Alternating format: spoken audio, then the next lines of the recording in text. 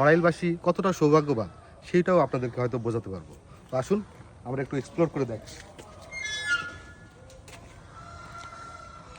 আমরা কিন্তু খুব প্রত্নতাত্ত্বিক একটি জায়গাতে আছি এবং খুব বিখ্যাত একজন মানুষের বাড়িতে আমরা কিন্তু পদার্পণ করেছি। হয়তো মানুষটি হলো, যে চরিত্রটিকে আপনারা চেনেন সেটা হলো কিরিটি। কিরিটি নামটা আপনারা বারবার শুনেছেন, আপনারা এই চরিত্রের মুভিও দেখেছেন।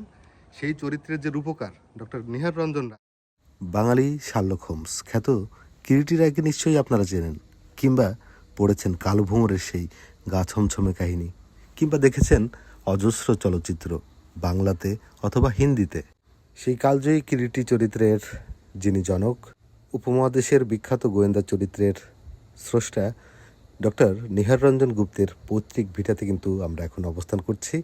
আর এখানে এসে জরাজীর্ণ, প্রায় ধ্বংসস্তূপে পরিণত দোতলা যে দালানটি আপনারা দেখছেন, সেটি কিন্তু মহান এই লেখকের পৈতৃক বাড়ি। কিন্তু এটা ভাবলে একদম গা ছমছম করে ওঠে। এই সেই উঠোন, এই সেই বারান্দা, যেখানে হয়তো একসময় তিনি পায়চারি করতেন। শোনা যায় তার বিখ্যাত এবং প্রথম রহস্য উপন্যাস কালো ভ্রমর এর সেই ভৌতিক বাড়ির বর্ণনা তিনি নাকি এই বাড়ি এবং আশপাশের পরিবেশ থেকে অনুপ্রাণিত হয়ে লিখেছিলেন। চারিপাশের পরিবেশগুলো একটু লক্ষ্য করে দেখলে আপনারা বুঝতে পারবেন। এখানে পলেস্তারাগুলো খসে পড়ছে, গাছগুলো কেমন যেন গা ছমছম করছে, পরিবেশটাই কেমন যেন সাসপেন্সে ভরপুর। যদিও এখন কিছুটা সংরক্ষণের কাজ প্রত্নতত্ত্ব বিভাগ থেকে করা হয়েছে, কিন্তু তারপরেও সেগুলোকে পর্যাপ্ত বলা যায় না। কারণ এত বড় উপন্যাসিকের বাড়িতে যে কাজগুলো থাকা উচিত, যে যত্নটুকু থাকা উচিত, সেগুলো এখনও কর্তৃপক্ষ করেননি, কিংবা হয়তো করবেন। সেই ধরনের প্রসেস হয়তো ওনাদের আছে, কিংবা মন মানসিকতা আছে।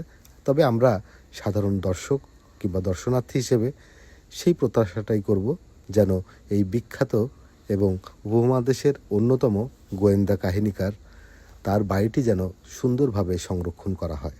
না হলে আসলে ইতিহাসের পর্দা থেকে কিংবা ইতিহাসের পাতা থেকে এই বিখ্যাত মানুষটির বাড়িটি একসময় হয়তো বিলীন হয়ে যাবে।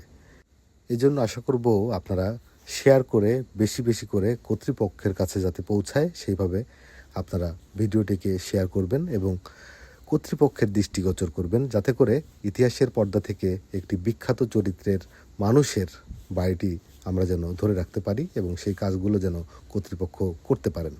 আর একদম শেষ মুহূর্তে একদম আপনাদেরকে জানিয়ে দিতে চাই, যারা যে কোনো প্রান্ত থেকে এই বিখ্যাত জায়গাটিতে আসতে চান, বিখ্যাত মানুষটির বাড়িটিকে স্পর্শ করে যেতে চান, তাদের জন্য একটু বিস্তারিত বলে দেই আপনারা কিভাবে আসবেন।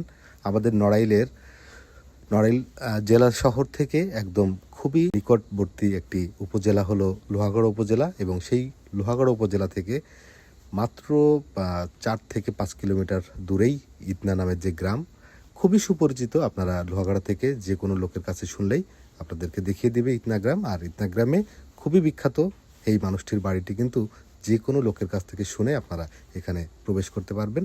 আর এখানে প্রবেশ করার জন্য বিশেষ কোনো কিছুর দরকার নেই, বেশিরভাগ সময় খোলাই থাকে।